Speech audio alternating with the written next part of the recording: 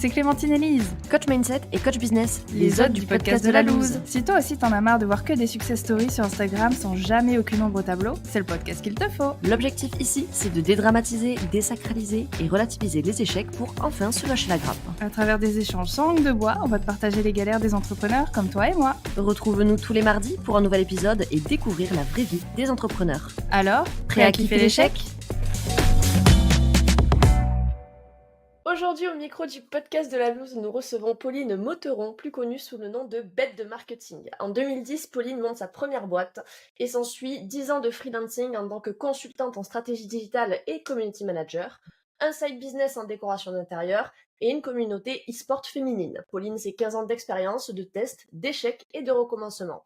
Aujourd'hui, elle accompagne les entrepreneurs ultra doués pour leur permettre d'avoir un bête de marketing grâce à une approche globale de leur business. Bonjour Pauline, comment vas-tu ? Salut les filles, ça va bien, je suis contente d'être là, je suis contente de papoter avec vous. Et vous, ça va ?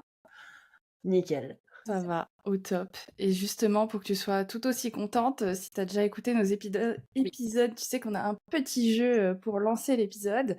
Donc là, ça va être un ni oui ni non. Donc très simple, je pose des questions et tu réponds partout, sauf oui et non. Il n'y a pas de problème. Parfait. J'adore quand les invités commencent dès le début. Ouais. Alors, c'est parti. Est-ce que tu as déjà envoyé un mail sans la pièce jointe ? Plein de fois. Est-ce que tu as déjà posté une boîte à questions sur Insta et eu 0 réponse ? Je poste pas quand je sais que j'aurai pas de réponse. Oh, très bien. Est-ce que tu as déjà fait une faute d'orthographe dans un mail, un post ? Je suis connue pour mes multiples fautes d'orthographe pour lesquelles j'en ai strictement rien à foutre. Au moins, c'est clair. Voilà. Est-ce que tu as déjà envié, jalousé, voire détesté une personne qui réussissait quand toi, tu galérais ? Plein de fois, même si ça m'énerve beaucoup. Ouais, je comprends. Est-ce que tu as déjà eu le syndrome de l'imposteur ? Pas tant que ça. Ok. Est-ce que tu as déjà pleuré par rapport à ton business ? Très souvent. Je suis une pleureuse. Faut que ça sorte. Faut que ça sorte, c'est comme ça, tu vois. Est-ce que tu as déjà eu envie de tout arrêter ? Une fois par an, ça m'arrive. Je regarde des offres d'emploi et je me dis non, finalement, je suis bien là. On le fait toutes. Oui, c'est ça. Ça fait partie du quotidien. Est-ce que tu as déjà remis en question tes choix, tes décisions ? Tous les matins. Est-ce que tu as déjà perdu de l'argent dans une pub, une stratégie, un recrutement ? Jamais de la vie. Ok. Et dernière question, est-ce que tu dirais que tu as tout le temps confiance en toi ? Ah, lol, non. Pardon, merde, non. Putain, c'était si beau, c'était si fluide, il n'y avait pas de doute, pas d'absence et tout, et là, Eh ben non, patatras. Désolée. L'excès de confiance justement sur la fin. Bah ça ira, ça va. On pardonne, c'était tellement beau, toutes les autres questions que ça on pardonne. Fallait que ça sorte. C'est ça, ça venait du cœur. Oui. Bon, on va reprendre le cours normal de cette interview, tu as le droit de dire oui et non cette fois-ci. Et comme... On peut essayer de faire sans dire oui ou non pendant, je sais pas, 1 heure et demie. Eh bien écoute, bon courage, parce que c'est toi qui vas le plus parler, mais si t'as envie de te challenger, je t'en prie. Génial, j'adore.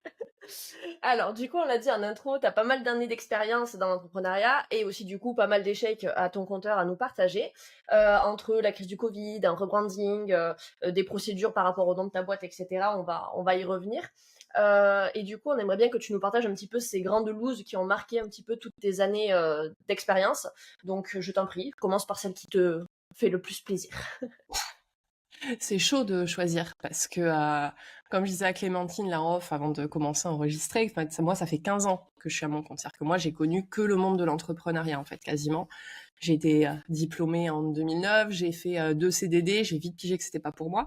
Je viens d'une famille d'entrepreneurs aussi, quand même, donc ça aide forcément. Donc moi, ça fait 15 ans, tu l'as dit en intro, que je fais des trucs, que j'entreprends.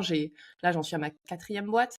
Donc forcément, en 15 ans, de la même manière que la vie n'est pas un long fleuve tranquille, il m'est arrivé des trucs très très cool et plein de looses. Et donc c'est un petit peu dur de choisir. Je te propose de le faire peut-être par ordre un peu chronologique, parce qu'au final, quand je prends, si tu veux, le tableau global des looses, tout est un enchaînement, en fait. Et aussi bien sur les aspects rebranding, INPI, machin, que en mer d'URSSAF, etc. Tout découle, nous sommes en mars 2020, Ouais, 2020, hein.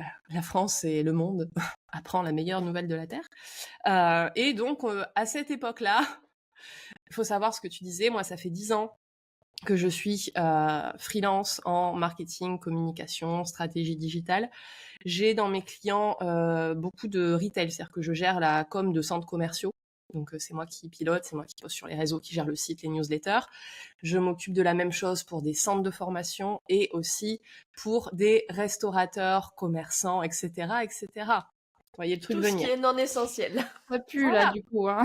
voilà. Et en fait, c'est une activité que j'adorais en fait. Et surtout à l'époque, donc on est début 2020, je suis passée en société depuis 2 ans. J'ai un prévisionnel de chiffre d'affaires en 2020 de plus de 100 000 euros. J'ai embauché ma première alternante l'année de septembre 2019 et je veux embaucher Camille, du coup, l'année d'après. Donc tous les voyants sont au vert, les piou-piou gazouillent, etc. Tout est super. Et nous voilà confinés.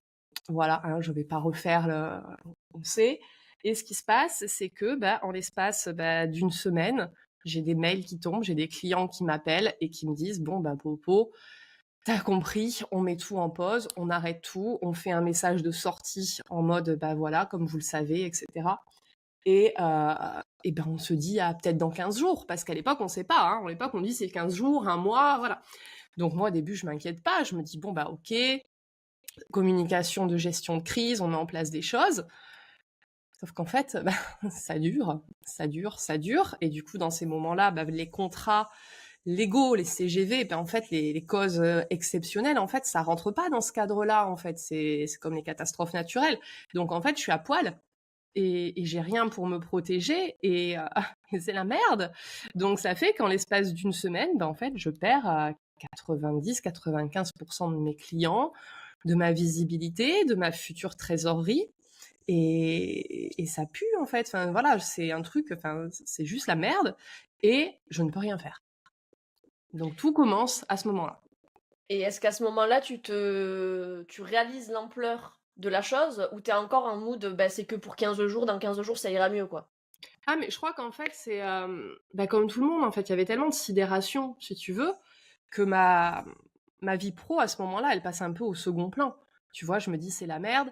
Mais bon, ça fait 10 ans du coup que tu vis de ton activité, tu vas réussir à rebondir. Et puis surtout, c'est que à ce moment-là, j'ai 2 boîtes. J'ai ma boîte marketing communication, mais ça fait 2 ans, je crois, un truc comme ça, que j'ai lancé un side business dans la décoration d'intérieur avec une amie.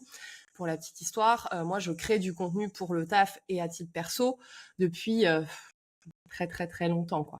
Moi, j'en suis venue au marketing, à la com, en étant modératrice sur des forums à l'époque. Ça date, d'accord.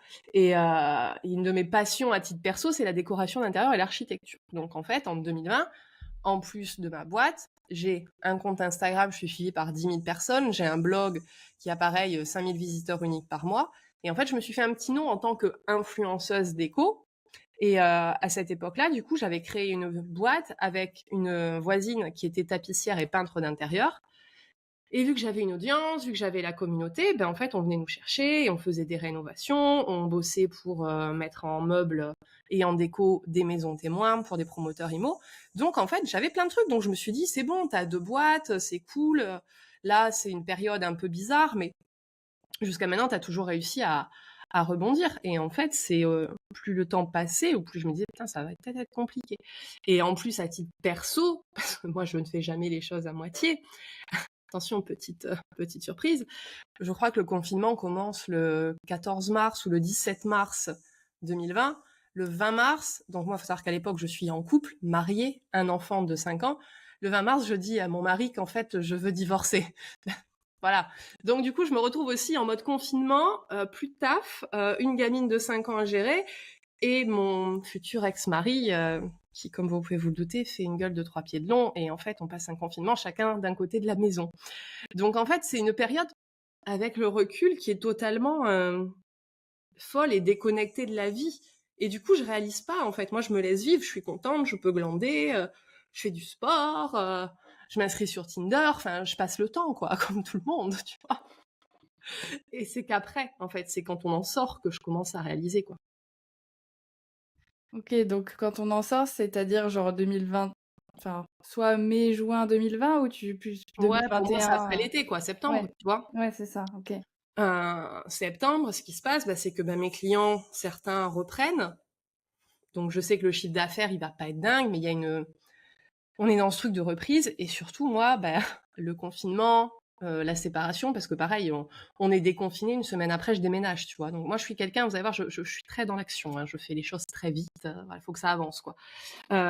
Et du coup, je me rends compte aussi quand je commence à reprendre le taf avec mes clients, certains arrêtent tout parce qu'en fait, ils ont mis la clé sous la porte, ils peuvent plus, ou alors ils regèrent en interne. Certains continuent, mais on baisse la voilure sur les forfaits mensuels. Et je me rends compte, c'est pas tant, je me rends compte, c'est la merde, donc il faut que j'agisse. C'est en fait, ces mois-là, m'ont permis un peu de faire un espèce de gros reset, aussi bien sur ma vie perso du coup que ma vie pro. Et je me dis, mais en fait, de quoi t'as envie? Qu'est-ce que tu veux faire? Voilà. Parce qu'au même moment, s'enchaîne, plus ou moins un peu dans cet intervalle-là, hein, s'enchaîne l'autre loose, qui est que un beau matin, du coup c'était avant le Covid en fait, juste avant. Désolée, c'est décousu, mais c'était il y a 5 ans quand même. Juste avant le Covid, donc pour ma seconde boîte, mon side business, un beau matin, je suis sur un chantier. C'est-à-dire que littéralement, je suis en tenue de chantier, j'ai un rouleau à la main, je viens filer un coup de main donc à ma collègue qui est peintre, parce qu'on a une réno à finir. Elle s'en sort pas, donc forcément, j'ai appris à peindre, voilà, popo peinture. Et donc, on est sur un chantier, elle et moi, on est en train de peindre, machin, on se fait une pause, j'attrape mon téléphone, et là, j'ouvre Instagram, mon compte avec 10 000 personnes, que j'ai depuis Watt 1000 ans, et là, je vois compte supprimé. Je me dis, oh, c'est bizarre, qu'est-ce que c'est que cette histoire? Donc là, tu sais, instantanément, la montée de stress, d'angoisse, parce que qu'est-ce qui se passe, quoi? Sauf qu'en fait, je peux rien faire. Je suis sur un chantier, j'ai pas mon ordi, j'ai pas mes mots de passe, j'ai rien, je suis à poil. Donc je passe la journée un peu en mode pressée de rentrer chez moi le soir. Et là, je rentre chez moi le soir, et en fait, en effet, mon compte, il est supprimé. Il était relié à mon compte Instagram, enfin, Instagram était relié à un compte Facebook, d'accord? Puisque forcément, j'avais une activité professionnelle sur ce compte Facebook, j'avais plein de comptes, etc.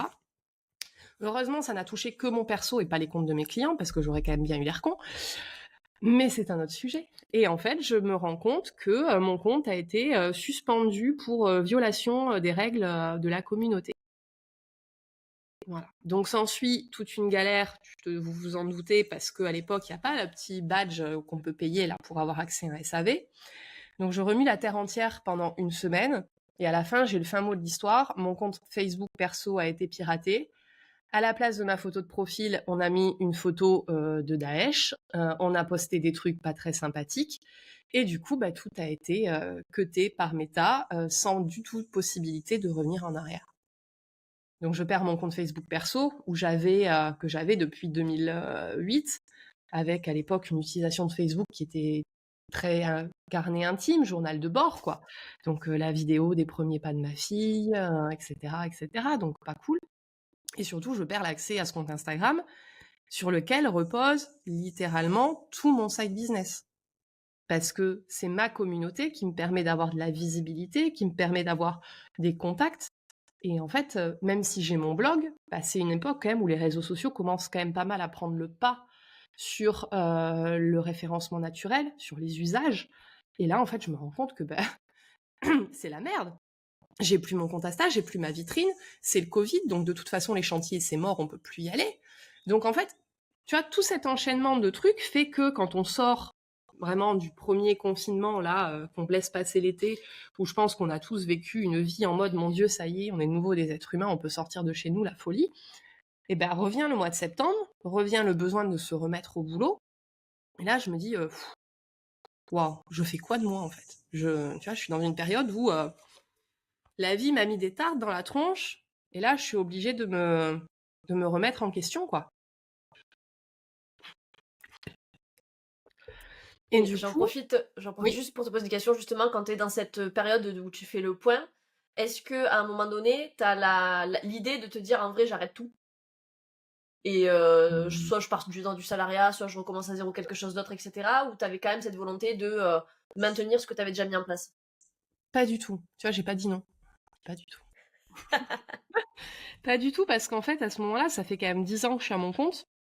Et malgré parfois les moments de ras-le-bol, de doute, je pense que ça fait intrinsèquement partie de ma personnalité d'être indépendante.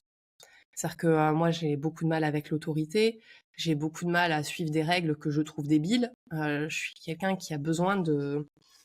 Voilà, j'ai besoin de vivre selon mes propres règles, pro, perso, tout ce que tu veux. Et je sais que le monde de l'entreprise, à moins de trouver une boîte parfaite qui me laisse carte blanche, avec aucun rapport de hiérarchie, c'est mort. Donc en fait, à aucun moment, je me dis, vas-y Popo, c'est pas grave, tu vas chercher un boulot, quoi. Ça fait même pas partie à ce moment-là de mon champ de réflexion, en fait. Donc je me dis, il faut que je continue. Donc forcément, j'embauche pas mon alternante. Et je me dis, bon, ok, qu'est-ce que tu sais faire? Qu'est-ce que tu as envie de faire? Je me dis, bon, la déco, c'était une chouette partie de ma vie, mais là, en fait, t'as déménagé dans un appart pourri de 50 mètres carrés en location. Tu peux pas continuer cette activité-là sur les réseaux. Puis de toute façon, ce serait recommencer de zéro, flemme, honnêtement. Qu'est-ce que tu sais faire? Bon, en fait, t'es quand même pas trop mauvaise en marketing, en communication. T'as quand même 10 ans d'entrepreneuriat derrière toi. T'as des trucs à partager. Vas-y, go. T'ouvres un compte Insta à ton nom. En mode, c'est la première fois que tu vas créer du contenu pour toi, pour ta com à toi, parce que le truc des cordonniers, il est plus mal chaussé. Enfin, voilà, moi, j'ai quand même été consultante en marketing et community manager pendant 10 ans sans avoir de compte Insta ou Facebook ou LinkedIn. C'est-à-dire que moi, les gens, encore aujourd'hui, parce que c'est une activité historique que j'ai conservée à moindre niveau, en fait, les gens me trouvent sur Google. Parce que j'ai un très bon site internet, très bien référencé depuis 15 ans. Tu tapes Community Manager Toulouse, tu tombes sur moi. Donc, j'ai jamais eu à faire de créa de contenu pour moi-même, pour mon taf. Donc, je me suis dit, on va commencer par là. Et c'est aussi l'époque où a commencé à émerger toute cette vague, pendant le Covid, de tout le monde pendant le Covid s'est dit oh, ma vie c'est de la merde, mon boulot je peux plus, je vais devenir X, Y, Z. Et du coup, c'est aussi la période où y en a plein qui sont devenus X, Y, Z parce qu'ils avaient vraiment des compétences, une formation, un métier, et ils ont décidé de faire ça sur Internet, de lâcher leur entreprise. Et ça a aussi été la vague de je me réveille un matin, je suis coach business, je suis coach Instagram, je suis coach de coach de coach, et on va faire plein d'argent sur Internet. D'un point de vue social, ça a été quand même un point de bascule pour beaucoup de choses, le Covid. Et l'explosion du business en ligne, c'est 2020. C'est Covid. Et du coup, moi, forcément, je vois ça arriver, et je vois des trucs, mais ça me hérisse le poil, en fait. Moi, ça me fait bondir, les gens qui autoproclamaient, qui deviennent coach business juste parce que ils ont réussi, ils ont essayé de lancer une activité de freelance et qu'ils n'ont pas réussi et ils se sont immatriculés à l'URSSAF. Bref. Et donc, en fait, je lance ce compte. On va pas en parler, c'est un autre sujet dont je parle très souvent. Je lance ce compte un peu en mode... voilà, allons-y. Il s'appelle Pauline.Mauteron à l'époque, mon prénom, mon nom. Il n'y a pas de réflexion de branding, il n'y a pas de réflexion stratégique, il n'y a pas de réflexion de à qui je m'adresse, la cible, le positionnement, non. Rien du tout, c'était vraiment... j'ai envie de communiquer, j'ai envie de parler, de partager.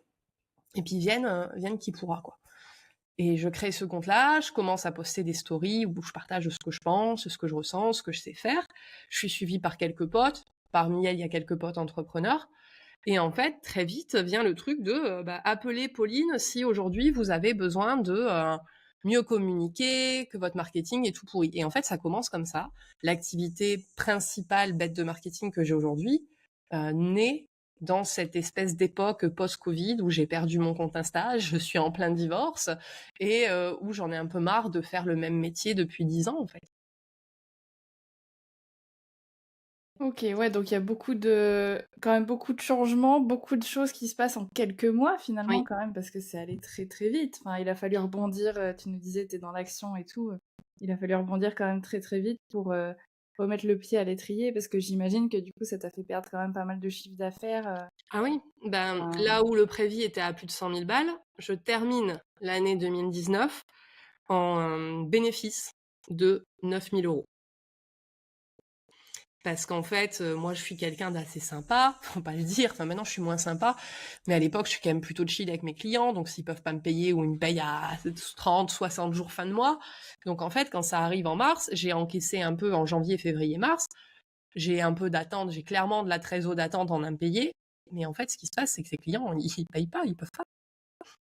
Donc en fait, la thune qui est rentrée en début d'année, sur janvier-février, bah, c'est tout ce qui reste en fait en fin d'année, quoi. Donc voilà, donc le chiffre d'affaires, il est pas bon, quoi, clairement, objectivement.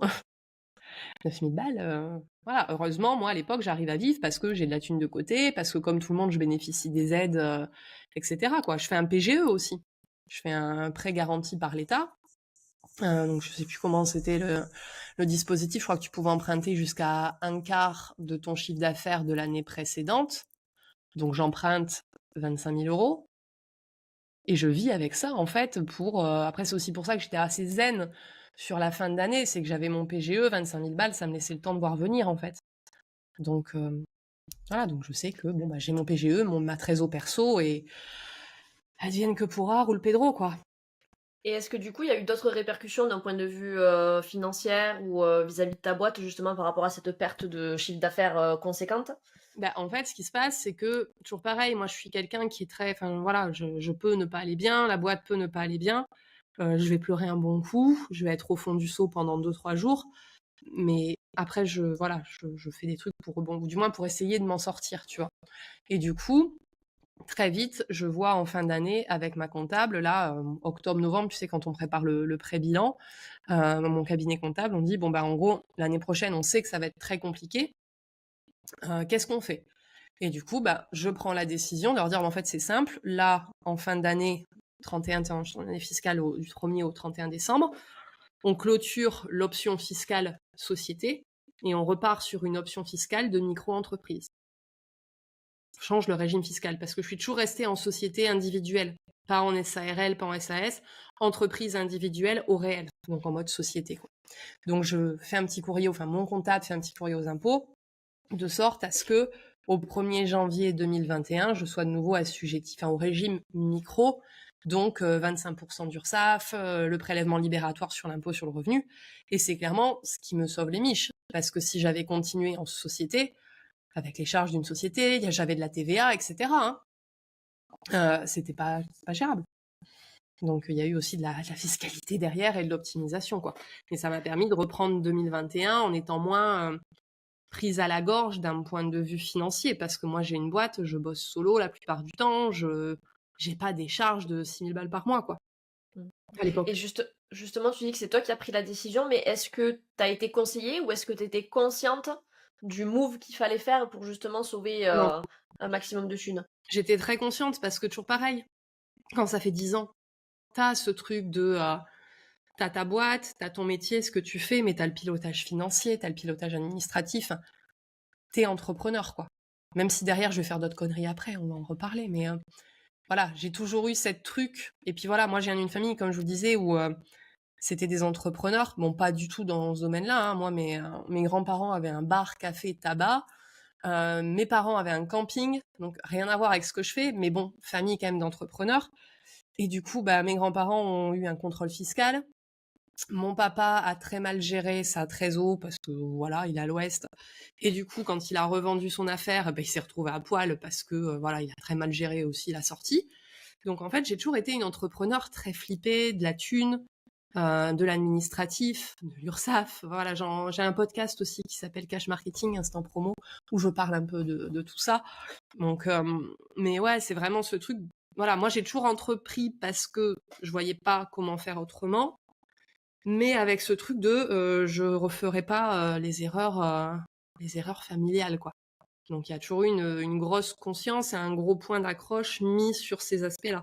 Même si en fait à vouloir tout contrôler, bah, en fait, voilà. La vie te montre aussi que en fait au jeu de l'URSSAF, des impôts et de la TVA, c'est pas toi qui a les cartes en main. On va dire ça comme ça. Et justement, le fait de passer de société enfin de repasser Mmh. de société à micro-entreprise, bon, j'ai l'impression que non, mais est-ce que tu l'as vécu quand même comme un échec un peu, genre, Rien à ou au foutre. contraire, c'était voilà, soulagement, Rien à foutre parce qu'en fait pour moi, si tu veux, le statut d'entreprise, c'est qu'un putain de statut en fait. C'est pas parce que t'es en micro que ta boîte est moins chouette, moins importante, moins épanouissante que si t'es en SAS. Tu vois, enfin, ça reste juste pour moi un putain de papier qui te dit que les règles du jeu fiscal. Voilà, pour moi, il n'y a pas de c'est moins bien, je perds en posture. Enfin, voilà, rappelons que la micro, en prestat de service, tu peux faire, désolé, j'ai plus les bons chiffres, 70 000 € l'année. 70 000 € l'année, t'enlèves les 25% de charges, ça te fait quand même un putain de bon salaire. Enfin voilà, à un moment donné, quand t'es entrepreneur, enfin, je sais pas, moi c'est mon cas et c'est le cas aussi des femmes que j'accompagne.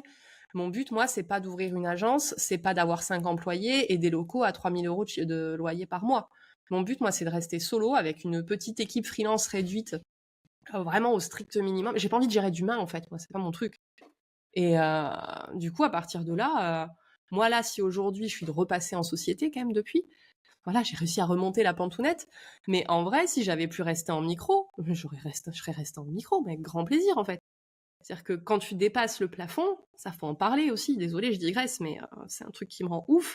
C'est qu'il y a une espèce de cul entre deux chaises en France dans l'entrepreneuriat. C'est que tu dépasses 70 000, 12 000, je sais plus quoi, tu peux plus bénéficier de ce régime-là. Ça veut dire que du jour au lendemain, tu passes d'un truc où tu payais, je mets la TVA de côté parce que tu fais la banque, quoi. Tu passes d'un truc où tu payes 25% de charges, grand max, à un truc où t'arrives à, entre l'URSSAF, la cotisation pro, le machin, mes couilles, 50%, quoi. Et après, il te reste les impôts, tu vois. Voilà. Moi, dans les 25%, j'ai inclus le prélèvement, l'impôt libératoire. Voilà. Donc, ce qui fait que tu passes d'un truc où aujourd'hui, moi, le calcul est simple. Quand j'encaisse 100 €, alors, les chiffres seront pas exacts parce qu'il faut savoir que moi, je suis une nulle à chier en maths. Enfin, c'est vraiment pas mon truc. Donc, à la grosse louche, j'encaisse 100 balles. J'explique ça à ma fille régulièrement. Elle me dit, tu travailles beaucoup, pourquoi on n'a pas plus d'argent, maman? Bah, attends, ma chérie, je vais t'expliquer la vie. T'encaisses 100 balles, t'en redonnes 20 pour la TVA. Sur les 80, il t'en reste 40. Une fois que t'as enlevé tes charges URSSAF, machin. Il faut quand même faire tourner ta boîte. Alors même si tu peux enlever de ta trésor les frais de fonctionnement, bah, reste quand même que sur ces 40-là, il te reste 30 balles. Éventuellement, t'en gardes la moitié, voilà, il te reste 15 balles que tu prends pour toi. Et sur ces 15 balles-là, l'État va encore te prendre les impôts sur le revenu. Donc, il va te rester 7 €. Voilà. Et du coup, quand tu sors de la micro et que tu passes en société, au réel, etc., ce qui se passe, c'est que entre le moment où tu gagnes entre 72 000 €, enfin que tu gagnes, que ta boîte génère encaissé 72 000 €, jusqu'à à peu près 120 130 000 €, ben en fait, tu te retrouves à, au final, encaisser plus de thunes pour te payer moins. Parce que c'est une réalité avec la France. C'est-à-dire que là où avant, quand j'avais 72 000 machin, je pouvais sans souci me verser mes 3 500, 4 000 balles, ben aujourd'hui, pour pouvoir continuer à me verser ces 3 500, 4 000 € de salaire, il faut que je fasse 130 000 € à l'année. Hors taxe. Ouais, donc c'est le double en fait que tu dois Ah oui. gagner, voire plus pour. Donc pression, donc machin, donc ceci, donc cela. Enfin, ça, c'est une réalité. Désolée, on a digressé, mais on n'en parle pas assez, en fait, de ça. Donc oui, il faut que tu gagnes le double, enfin, en société, etc. Donc toi, tu repasses en micro avant tout ça. Tu Ouais. repasses en micro. Et c'est quoi le plan derrière? Parce que Il bah n'y a pas de voilà. plan, en fait, hein, ma bonne dame. C'est-à-dire que, en fait, je me retrouve dans une situation où, pour la première fois de ma vie, je vais vraiment devoir me sortir les doigts du cul. C'est-à-dire que moi, jusqu'à maintenant, j'ai eu 3 boîtes avant, 3 activités qui ont toutes généré du revenu très très vite. Mais le contexte n'était pas du tout le même. Donc en fait, j'ai toujours réussi à m'auto-stratégiser, m'auto-marketer, etc. Mais là, pour la première fois, j'ai envie de faire quelque chose de différent. J'ai plus envie de bosser sur devis, j'ai plus envie de bosser forcément en récurrence sur du mensuel. Voilà, donc il y a cette espèce de truc où, bah, en fait, là, je rentre dans un truc qui est quand même un peu nouveau. J'ai plus envie d'accompagner des centres commerciaux, j'ai plus envie d'accompagner des centres de formation, j'ai plus envie d'accompagner Gérard, restaurateur très doué, mais qui, quand moi je lui parle de plan de com, me regarde avec des yeux comme ça. J'ai plus envie de ça. Et donc, en fait, le plan, c'est, avant même de comment je vais gagner de l'argent, et Popo, qu'est-ce que tu veux faire tous les matins quand tu te lèves? Et du coup, il y a ce truc où je vois Jean-Michel, coach autoproclamé, business, Instagram, communication, tunnel de vente, mes couilles sur la table. Et je me dis, mais en fait, ces gens-là, moi, je peux pas, en fait. À un moment donné, il faut dire aux gens la vérité. Tu crées pas une boîte en 2 jours, tu vas pas gagner 5 000 balles en 3 semaines, et surtout pas en bossant 2 heures par jour. Ça n'existe pas, en fait. C'est un mensonge. Voilà. Et donc, du coup, en fait, à la base, le plan, c'est pas comment je gagne de l'argent, c'est comment je fais pour aider les meufs, parce que forcément, je sors d'un divorce. Enfin, je suis en plein divorce. Et en fait, si en début mars, début confinement, je dis à mon mari, c'est fini, c'est parce qu'à la base, j'ai une boîte qui tourne, qui me permet d'être autonome financièrement. Rappelons-le, tu vois. Enfin, je pense que, tu vois, d'un point de vue timing, voilà, je pense que ça serait arrivé, voilà, mon ras-le-bol serait arrivé fin Covid. Ben, en fait, je serais peut-être malheureusement, c'est horrible à dire, mais je serais peut-être restée parce que précarité financière, en fait. Et en gros, il y a ce truc aussi qui sort des tripes, où ça fait 10 ans que je bosse pour des gens qui, même s'ils sont très sympas, c'est pas des gens avec qui j'ai envie de passer beaucoup de temps, ou j'aimerais rencontrer plus que ça dans la vraie vie. Je me dis, en fait, moi, je crois que j'ai envie d'aimer. C'est un joli lapsus, ça. Oh là là. C'est beau. Je crois que j'ai envie d'aider les gonzesses, en fait, qui veulent créer leur boîte sur ce que je sais faire, le marketing. Moi, je suis pas Dieu, hein, je ne peux pas tout faire, je peux pas gérer la fiscalité, etc., tout ce que tu veux. Je crois que j'ai envie d'aider ces femmes-là qui ont cette espèce d'élan de j'en ai marre d'être salariée, ou je veux créer ma boîte, ou je veux être plus indépendante financièrement. Je veux créer un truc à moi. Pas forcément un truc de ouf, mais juste un truc à moi qui me fasse kiffer, qui me fasse vivre. Je suis bonne dans ce que je fais. Moi, j'essaye. Mais par contre, je suis nulle à chier pour le montrer. Et en fait, c'est comme ça que ça se lance. Mais ça, les phrases que je viens de vous dire là, qui sont aujourd'hui la base de mon positionnement, la base de mon marketing, je les ai pas encore. C'est juste quelque chose qui est très instinctif, qui est, en fait, j'ai envie d'aider les meufs qui veulent lancer une boîte. Et j'ai envie qu'elles puissent le faire sans se faire trop arnaquer, et en ayant des résultats quand même assez vite. Et donc, du coup, le plan, c'est, ok, qu'est-ce que je sais faire? Ok, je sais faire, je sais super bien rédiger, je sais super bien créer du contenu, je sais super bien penser un plan de com, je sais super bien penser un plan marketing. En fait, je fais ce qu'on appelle une MVP en marketing.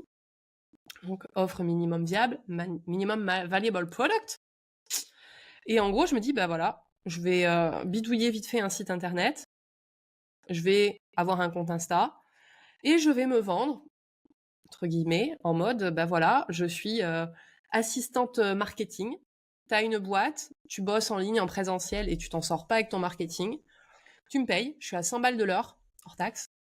Et en fait, je mets mes compétences à ta dispo sur un plateau. Rien de compliqué, stratégiquement parlant, c'est je suis Pauline, je fais ça, je suis compétente en ça, tu veux qu'on bosse ensemble, c'est autant de l'heure, et c'était cher, clairement, pour l'époque, tu vois. Mais bon, il y a 10 ans d'expérience. Et en fait, ça se fait comme ça. Donc je lance le compte Insta, les copines me suivent, me repartagent, la copine numéro 1 me dit mais en fait tu pourrais trop m'aider dans ma boîte à faire ça, ça, ça et ça. Je fais, je partage, je prends du monde avec le contenu.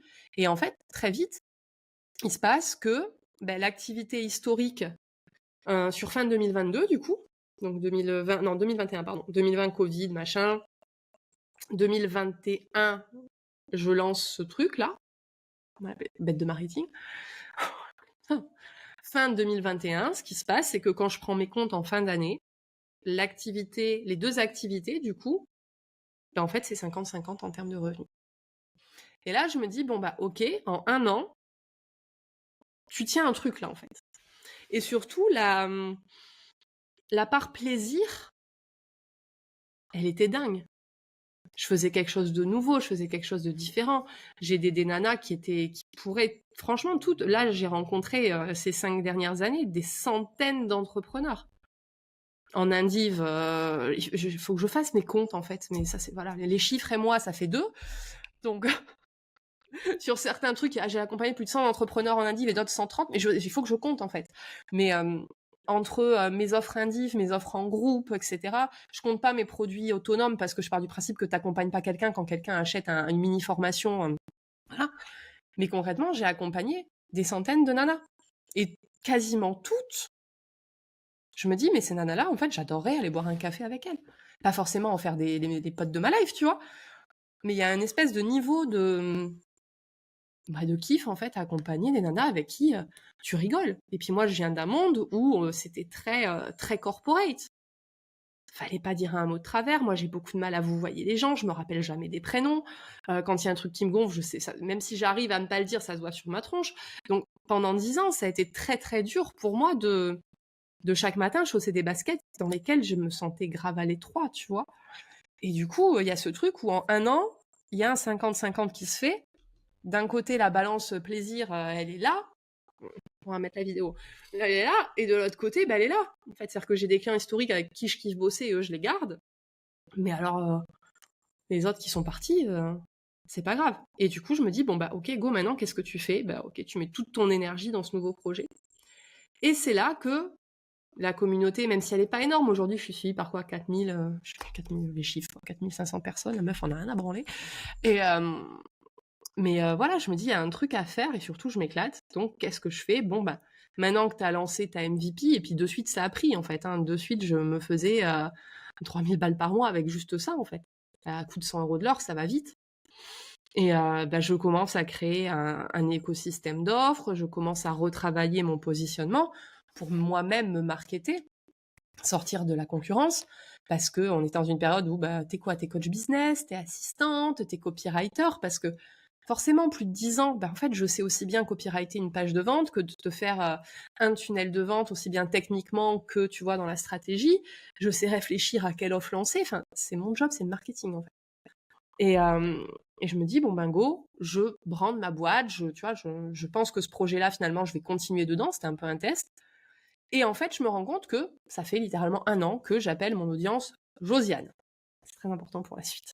C'est-à-dire que voilà, Josiane, c'est « Salut Josiane », c'est l'archétype de la meuf qui est bonne dans son job, mais qui connaît pas grand-chose en communication, tu vois, ma cible en fait. Moi, je bosse pas avec des petites nénettes de 19 ans qui sont nées avec un smartphone dans la main. La personne avec qui je bosse, généralement, c'est une nana entre 30 et même, j'ai des clientes qui ont 55 ans, quoi, et qui se lancent après 30 ans de carrière, etc. Et c'est des nanas qui sont pas forcément, qui sont pas geek, techno, machin, marketing, comme ça leur passe au-dessus. Donc je les ai appelées Josiane. Et du coup, je me suis dit, vas-y, go, je vais renommer ma boîte, ça va s'appeler Josiane Marketing. C'était cool comme nom, j'adorais. Et donc, qu'est-ce que je fais? Moi, voilà, réflexe, je regarde le nom de domaine, ok, c'est bon, je vais sur l'INPI, très important, je tape Josiane Marketing. Et là, il n'y a rien. Je me dis, c'est bon. Parce que moi, ce que je disais tout à l'heure, je suis très très compétente en marketing, mais je suis pas très très compétente en juridique. Chacun son job, tu vois. Voilà, moi, mon boulot, c'est pas de créer des identités de marque. D'accord? Et donc, Josiane Marketing. Je dépose pas à l'INPI parce que, voilà, grosse erreur. Voilà, on fait des erreurs, on apprend pour la suite. Et je fais ma vie, et en fait, ça décolle. C'est-à-dire que le fait de rebrander et du coup d'avoir ce positionnement très Josiane Marketing, quoi. Quand tu vois boost ton business, alors faudrait pas que je dise des noms qui existent, mais tu vois, dans The Entrepreneuse, Successful Millionnaire, on est quand même sur un truc qui est très à contre-courant, quoi. Donc ça fonctionne, et puis surtout ça fonctionne parce que je suis moi et que, j'ai ma personnalité, t'aimes ou t'aimes pas, mais voilà. Et donc je fais ma petite vie, ça continue, 2021, 2022, 2023, ouais, 2023. 2023, j'en suis que cette nouvelle boîte, Josiane Marketing, a fait 70% de mon chiffre d'affaires annuel. Et tout va bien dans le meilleur des mondes. Jusqu'à la loose suivante. Jusqu'à la loose suivante. Mais avant ça, je vous propose un petit flashback. Ah, j'adore. Waouh, quel teasing. Le suspense. Mais avant, du coup, fin 2023 et cette aventure dont nous allons parler, un beau matin, je regarde mes comptes et je prends mon appli bancaire, comme tout le monde. J'ouvre mon compte perso et là, je vois URSSAF, 350 €. What the fuck? Qu'est-ce que c'est? J'appelle l'URSSAF. Oui, madame, vous avez un impayé qui date de 2020, de 2021 sur l'exercice de 2020. Vous nous devez...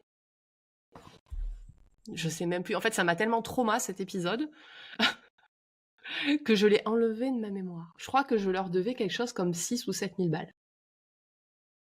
Pas une petite somme. Et là, je demande en fait à voir un peu quelle est cette somme, quoi. Oui, vous n'avez pas donné assez sur 2020. Je fais, ok, écoutez, expliquez-moi comment vous pouvez me réclamer 7 000 € alors qu'en 2020, j'en ai gagné 9 000 à l'année. Il y a un truc qui va pas.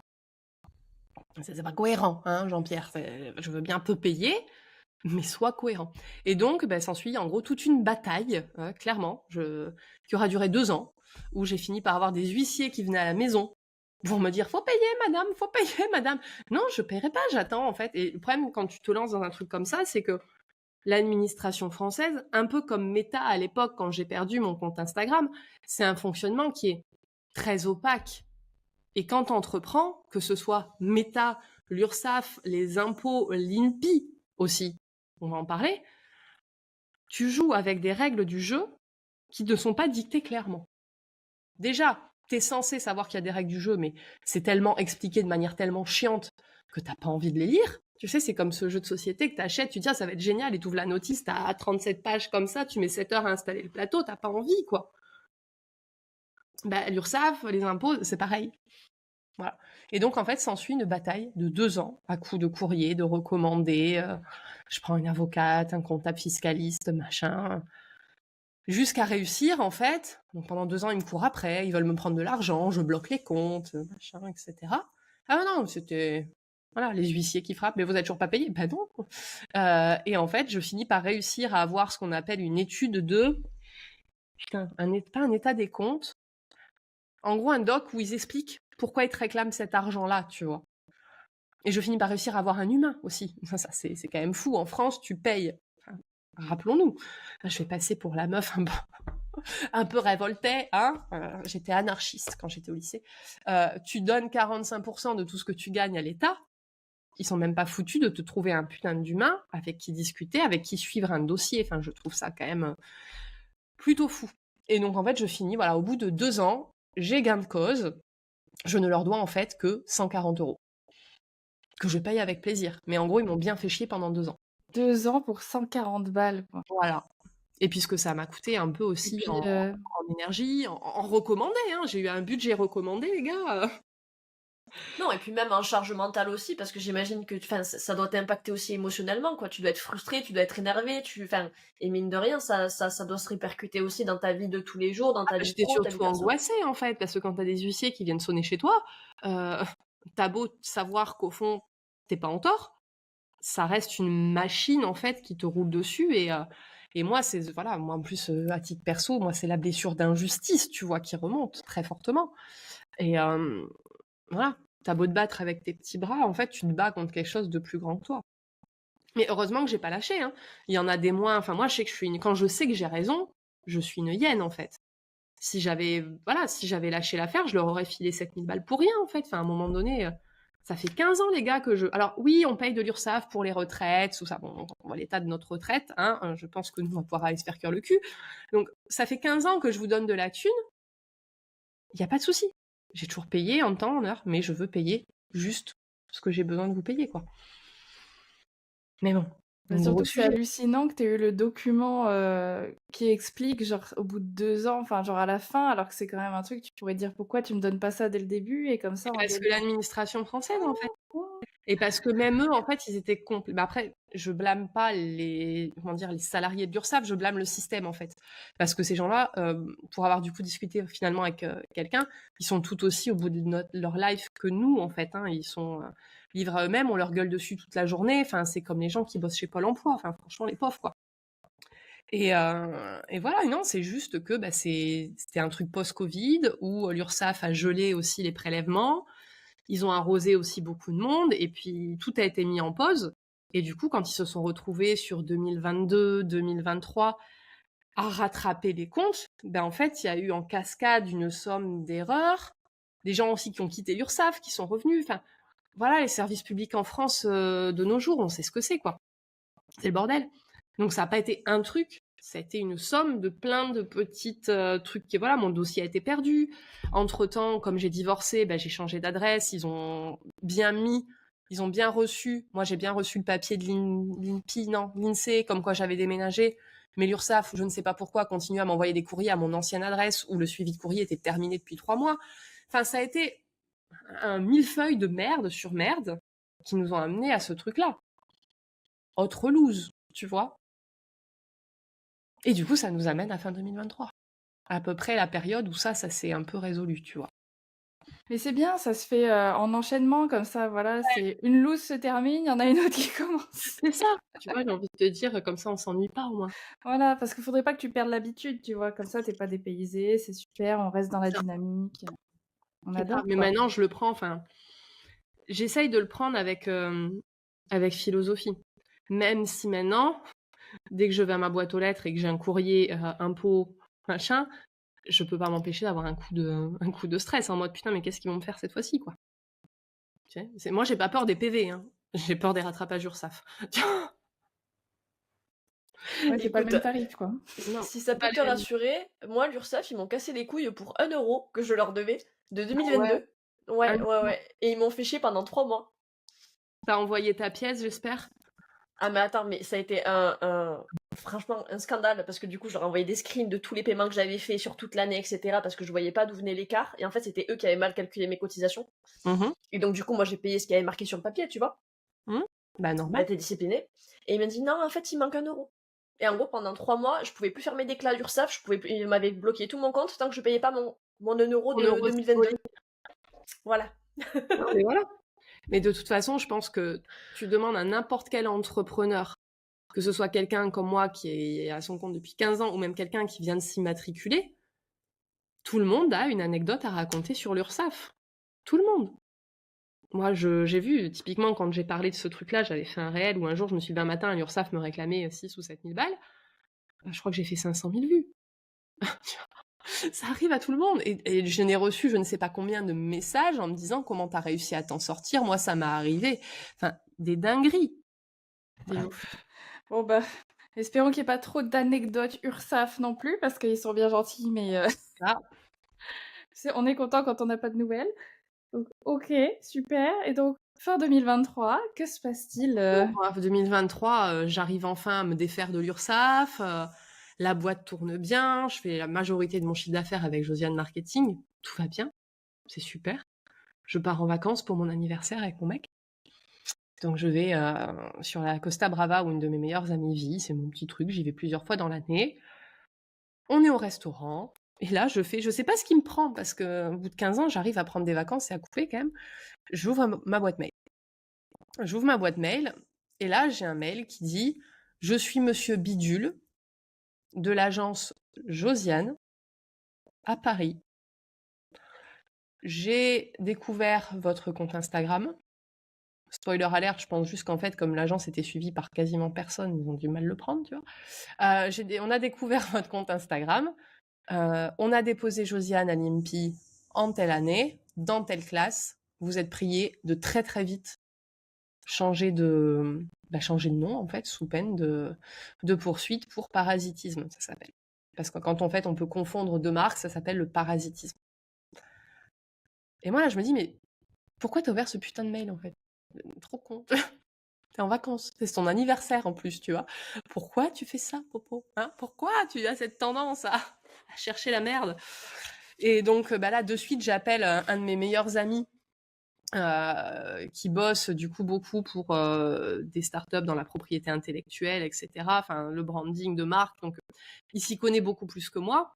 Et il me dit, ouais, en effet, c'est un peu... Il me dit, mais t'avais pas fait tes vérifs, Popo? Je dis, bah, écoute, moi, j'ai tapé Josiane Marketing. Il y avait pas. Je me suis dit, vas-y, banco, en fait. Et il me dit, ouais, mais non, en effet, le problème avec les marques de prénoms, c'est que, à un moment, tu as un prénom, en fait, tu peux déposer un prénom, mais du coup, il faut pas qu'il y ait d'autres marques dans la classe avec le prénom, même si tu y mets un mot derrière, tu vois. Sauf qu'en plus, vous êtes potentiellement la même classe. Tu te seras appelé Josiane Boulangerie, ça posait pas de problème, tu vois. Donc, il me dit, il me conseille, il me dit, là, en fait, tu as deux options, ou tu changes direct, et voilà, ou tu essayes de te battre, et là, c'est avocat, machin, etc., etc. Et je me dis, du coup, tu me conseilles quoi? Parce que moi, tu vois, là, je suis au bout de ma life, en fait. Ça marche trop bien. Tout le monde me dit, ah putain, je viens de découvrir ton compte, c'est génial. Josiane Marketing, ça change de ouf. C'est trop. Enfin, en plus, il y a ce truc-là où le nom de la marque évoque grave des trucs aux gens. Et générateur d'émotions et générateur de je me sens à ma place. Je suis enfin tombée sur un truc où on me parle différemment, où je me sens à ma place, quoi. Donc, en fait, j'ai pas envie de lâcher. Et puis toujours pareil, moi, ma blessure d'injustice, je me dis, je suis dans mon bon droit, d'où tu peux déposer un prénom. Et là, je me dis, ouais, mais attends, il y a la boulangerie Paul, quoi. Putain. Donc je me rends compte qu'il y a plein de marques qui s'appellent par des prénoms, tu vois. Et en fait, je me dis putain, mais en fait, Jules, oui. Non, mais c'est ça. c'est Et un enfer en fait. je me serais appelée Josiane, ils auraient rien pu dire. Il y a même un moment où je me dis, vas-y, je vais changer de prénom. Il y a une marque de bière qui a fait ça. Il y a une marque de... Oui, il y a une marque de bière qui avait repris un truc sur Elvis. Ils avaient mis Elvis Blood ou je sais pas quoi, Blood, etc. Ouais. Et du coup, comme ils se sont fait attaquer par la famille d'Elvis Presley, ils ont... ils ont changé leurs 2 prénoms, les mecs qui faisaient la bière. Bah Ils se ouais. sont dit My name is Elvis. Du coup, Mais c'est ça. juste... Mais c'est fou. Parce C'est qu'en fou. fait, j'ai appris du coup en faisant mes recherches que si tu t'appelles Julie, t'as le droit de fait de poser Julie quelque chose parce que c'est ton prénom. Voilà. Donc il y a même ce moment où je me dis quand même, vas-y, c'est pas grave, je suis à la démarche, je vais m'appeler Josiane. Enfin, c'est lunaire. Avec le recul, maintenant j'en rigole, mais voilà, on en est là. Et donc du coup, je me dis, ok, bon, on va se relaxer 5 minutes. On va essayer de trouver, on va consulter un ou une avocate spécialisée là-dedans. Parce qu'à un moment donné, il y a ce truc aussi, quand tu es entrepreneur, bah, parfois, il faut être ok de mettre la main au porte-monnaie pour aller se faire aider par des gens plus compétents que soi. Et donc, voilà, donc je consulte une avocate qui m'explique en effet que on n'est pas du tout sur le même type d'activité. Moi, je suis toute seule, mais derrière, voilà, il y a quand même aussi, je pense, ce truc de comme j'ai une visibilité en ligne qui a l'air meilleure qu'eux à l'époque, en effet, il peut y avoir parasitisme, etc. Donc, elle me dit, le problème, c'est que là, on va s'embarquer dans un combat qui va être long, qui va être coûteux. T'es une nana solo, eux, c'est une agence parisienne, donc ils ont peut-être les reins un peu plus solides que toi financièrement. Et surtout, est-ce que tu as envie, en termes de charge mentale, de stress? Et là, en fait, je ressors dans ma tête le cas URSAF. Non, en fait, je veux pas. C'est bon, foutez-moi la paix, en fait. Laissez-moi tranquille. Donc je me dis, bon bah go, vas-y, je rebrande, c'est pas grave, on n'est plus à un recommencement près, tu vois. Je me dis, je vais appeler le SAF Phoenix, tu vois. Mais non, c'était pas moi. Et donc du coup, bah voilà, ce que je fais, c'est que l'avocate fait une lettre au bon monsieur en lui disant, ok, vous inquiétez pas, on va changer, laissez-nous juste quelques mois, parce que bah en fait, ça se fait pas en un claquement de doigts, quoi, un rebranding. Et en fait, ce qui s'est passé, c'est que le monsieur n'a jamais répondu. Donc bon, bah j'ai fait mon truc, mais du coup, j'ai pris mon temps. Enfin, ça a pris, je crois, quasiment 4 mois, 4-5 mois. Et donc, il a fallu trouver un nouveau nom. Et là, c'était la merde. Parce que moi, j'adorais Josiane Marketing, c'était super. Mon audience me connaissait comme ça. Et j'ai aussi eu cette peur de me dire, mais putain, mais pour qui tu vas passer, quoi? T'es experte en marketing, t'es même pas foutu de bien protéger, enfin, de bien choisir ton... Et voilà, et après, en parlant avec ma psy, elle me dit, vous êtes experte en marketing? Oui. Est-ce que vous déposez des noms à l'INPI tous les jours? Ah non, c'est pas mon job, en fait. Et voilà, je suis pas brand stratégiste et compagnie, en fait. Donc, moi, mon boulot, c'est la com, le market, le positionnement, etc., quoi. Pas l'aspect juridique. Je me dis, ouais, donc en fait, à un moment donné, voilà. Et donc, du coup, ce que je fais, c'est que je prends, comme souvent, le contre-pied, je décide d'en parler, de partager et être transparente, en fait, dessus. Et je poste tout ça en ayant la boule au ventre, et derrière, je me prends une vague d'amour en mode, non, mais t'inquiète, on te soutient, on reste là, ça arrive à tout le monde, machin, etc., quoi. Et du coup, j'ai l'intelligence stratégique aussi d'inclure aussi mon audience, l'existant, dans tout le parcours. J'explique chaque étape, je partage. Dès que j'ai des idées de noms rigolotes ou quoi, je leur balance. Je sais, putain, on est à 2 doigts de me rename Phoenix, du coup. Enfin voilà, je partage l'aventure, en fait. Et je pense que du coup, c'est ce qui m'a permis aussi de faire la bascule. J'ai pas perdu voilà, j'ai pas perdu aussi bien en chiffre d'affaires qu'en termes d'audience. Et en fait, ce truc de repositionner, ça m'a aussi forcé à remettre encore plus le nez dans mon propre marketing et de me rendre compte que, en fait, j'avais aussi passé un cap et que, voilà, j'avais envie d'assumer encore plus ce que je fais, ma personnalité, etc. Et c'est comme ça qu'est née Bête de Marketing, en fait. Et au final, ça a été un truc, la merde transformée en or un peu, tu vois. Et ça a été pareil avec le Covid, en fait. Enfin, c'est une expression que j'aime bien parce que le Covid m'a un peu obligée à arrêter une activité que j'avais depuis 10 ans, qui était marché, qui était très confortable, pour faire un truc qui me fait plus kiffer. Enfin, et là, ça a été pareil, en fait. On m'a forcé à rebrander. Et objectivement, ce rebranding, c'est, je pense, ce qui pouvait à l'époque m'arriver de mieux, en fait. Parce que ma boîte, elle a fait x2 depuis le rebranding. Parce que positionnement plus affirmé, message plus clair. Voilà. Donc, il n'y a pas de La Ouais, merde, c'est un mal pour un bien quelque part, mais j'imagine que quand t'es dans la tête dans le guidon, dans le cœur du problème, tu t'as pas ce recul-là de te dire je sais que c'est pour mon bien, etc. non, bah non, tu fais juste ce que tu peux, en fait. Mm. Et justement, parce que du coup, là, mine de rien, en l'espace de 3 ans, à peu près 3 ans et demi, il t'est Mhm. arrivé des looses sur des looses Ouais. tout aussi importantes les unes que les autres, etc. Et à aucun moment tu t'es dit un truc du style ça y est, l'univers est contre moi, il faut que enfin, il y a quelque chose qui déconne ou quoi que ce soit, est-ce que je baisse les bras, est-ce que j'abandonne, est-ce que. Ou t'as toujours eu cette volonté vraiment, parce que c'est quand même fort d'encaisser autant de loose Mm. en si peu de temps, quoi. Enfin, Ben, en fait, je crois aussi, tu sais, il y a le pro et il y a le perso aussi.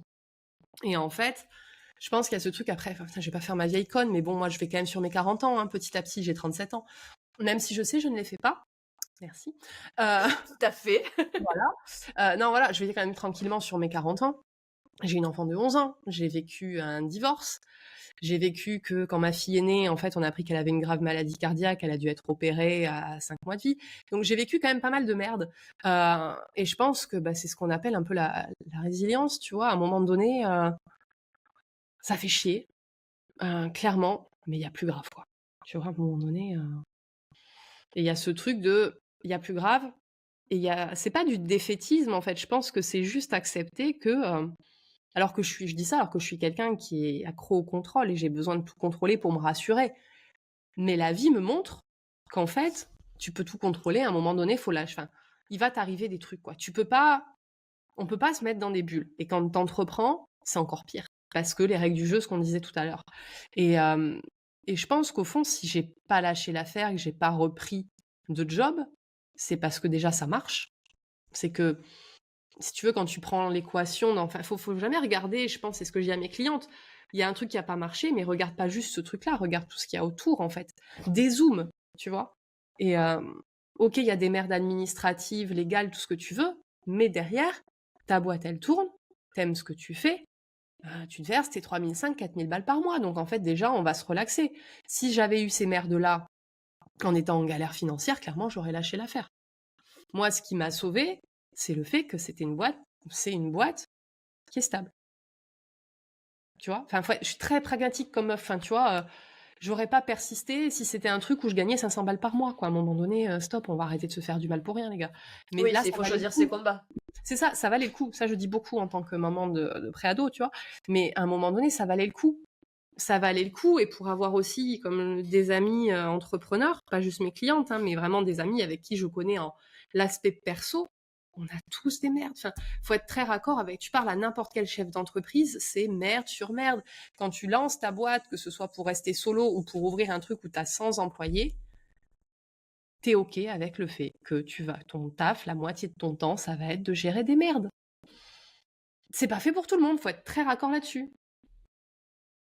Mais ce C'est qui est tout. bien, c'est quand même que tu montres que pour quelqu'un qui justement a besoin du contrôle et qui est en mode hyper contrôle quand même en temps général, tu vois qu'il y a les moments où tu contrôles pas du tout, mais que tu arrives en fait à gérer quoi qu'il arrive, quoi, que tu arrives à gérer de l'incontrôlable techniquement, enfin tu arrives à rebondir quoi derrière. Ça me coûte très cher chez la psy, hein. Ah mais je n'en doute pas, mais Ma psy est une femme très riche. Non, non, mais voilà, ça me coûte comme tout le monde, tu vois, en doute, en remise en question, ce que je vous disais au début, là. Est-ce que tu te remets en question? Oui, tous les matins. Mais comme je pense que nous, en tant qu'êtres humains, tous les matins, on se remet en question. On remet en question nos vies, nos choix de vie. C'est la vie, en fait. Enfin, putain, je vais vraiment passer pour une vieille conne, mais c'est la vie, en fait. Et, je pense que, ouais, il n'y a pas. De toute façon, il n'y a pas de situation idéale, tu vois. Quand t'es employé, t'as jamais de situation idéale. T'es peut-être très content de ton salaire, mais ton boss te casse les couilles et tu peux pas piffrer tes collègues. Quand t'es entrepreneur, t'as peut-être la vie libre, mais derrière, t'as les emmerdes qui viennent avec.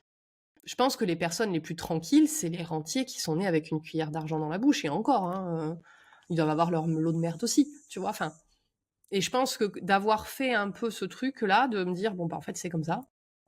Même si ça te fait chier, même si ça te coûte en psy, en pleurs, machin, si tu mets sur la balance cette vie-là aujourd'hui et partir, c'est même pas repartir, dans mon cas, ce serait partir dans le salariat, le choix, il est vite vu, quoi. C'est pas l'entrepreneuriat par défaut, mais presque. Je peux pas faire autre chose. Je sais pas faire autrement. Oui, donc dans tous les cas, tu auras toujours une solution pour rester dans l'entrepreneuriat d'une manière ou d'une autre. Tu sauras comment rebondir et... Ouais, et puis je pense que je suis aussi très, comment dire, enfin, c'est peut-être un peu contradictoire, mais raccord sur mes capacités. Déjà, je sais que je suis pas mauvaise dans mon job, et puis je sais aussi que j'ai pas d'ego. C'est-à-dire que moi, pour payer mes études, j'ai fait des ménages, j'ai bossé chez McDo, j'ai fait babysitter slash nettoyeuse de chiottes slash promeneuse de chiens. Enfin, j'ai fait tous les jobs étudiants les plus merdiques de la Terre. Et je sais très bien que si demain j'étais en grosse galère financière, je chercherais même pas forcément à retrouver un taf dans la com.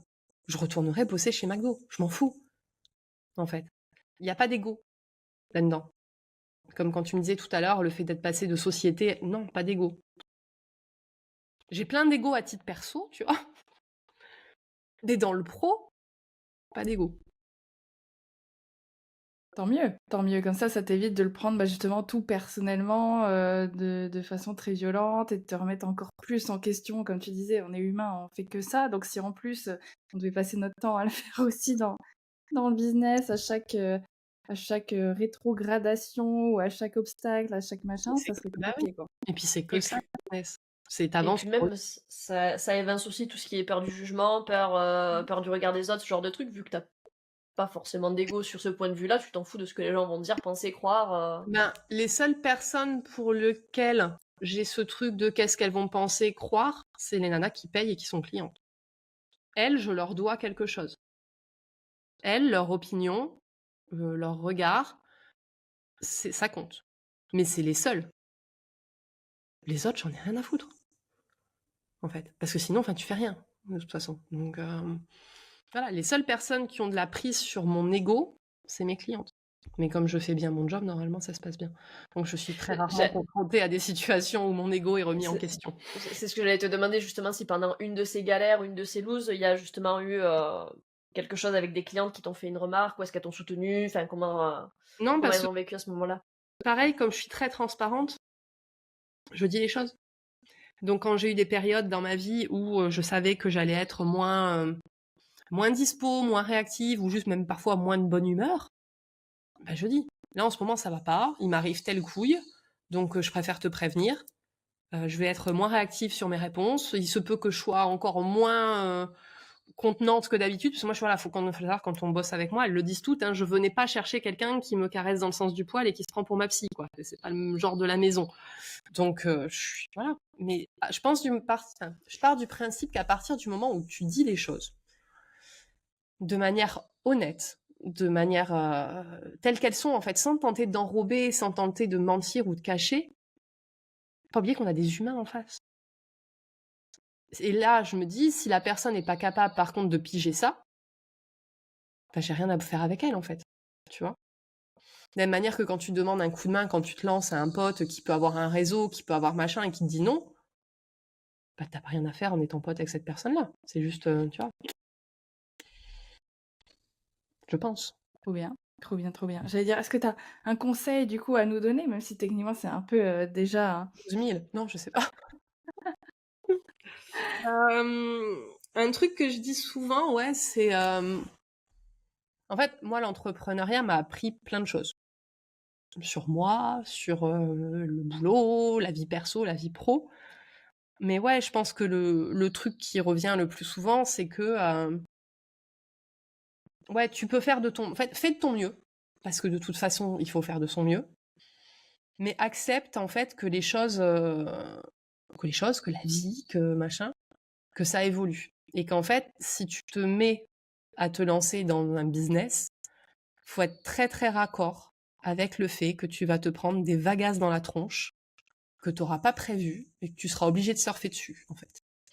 Voilà, vraiment, c'est vraiment ce truc qui ressort, je pense, un peu de toutes mes looses, c'est en fait, à un moment donné, où tu acceptes de surfer sur les vagues et puis de pas y mettre trop d'ego, justement, parce que je pense vraiment que l'ego, ça peut te foutre en l'air, en fait.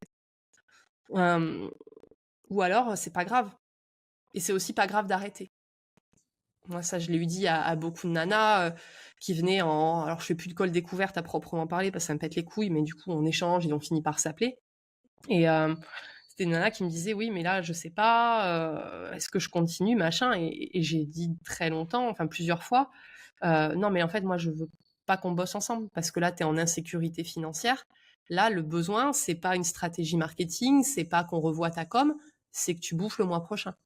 Donc, en fait, si tu es en situation vraiment d'échec, c'est pas sois fier en fait de te dire je coupe le truc avant que ce soit trop le bordel et je reprends un taf salarié à côté.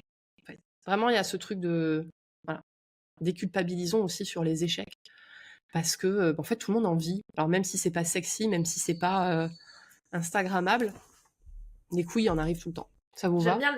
J'aime bien l'analogie de apprendre à surfer sur la vague plutôt que de boire à la tasse, quoi. Oui, c'est ça. Ça sera, je pense, le titre de l'épisode. Voilà. Ou alors, si t'as pas envie de surfer, tu retournes sur la plage, quoi. Mais il y a personne qui t'oblige à rester là. Très bien, très très bien. Très, très beau mot de la fin. Je pense qu'on peut pas dire mieux. Du coup, où est-ce qu'on te retrouve vu que tu as rebrandé dans tous les sens? On ne sait C'est plus. bête de marketing, c'est facile. Bêtedemarketing.com, je crois. Non, Normalement, c'est bien référencé, c'est donc vous correct. trouverez. Voilà, et sur Insta, bête de marketing. Et sinon, pour m'entendre, ma douce voix, très calme, très posée, mon podcast, Cash Marketing, sur Apple, Spotify et compagnie, quoi. Voilà. Parfait, trop bien. Ça. Merci beaucoup, Pauline, pour toutes ces looses que tu nous as partagées. Et quand même ce message d'espoir qu'on peut apprendre à surfer sur la vague ou juste ne pas prendre la planche et revenir plus tard. Je pense que ça fera du bien à nos auditeurs, auditrices et que ils se foutront un petit peu la paix du coup. J'espère pour eux. Merci à vous pour l'invitation, en tout cas. Merci beaucoup. Merci. Si l'épisode t'a plu, partage-le à tes potes en galère et dis-nous qui tu aimerais découvrir sur ce podcast. Nous, on se retrouve la semaine prochaine et rappelle-toi, c'est pas parce que t'as la loose que t'auras pas de flouze. #DropTheMic.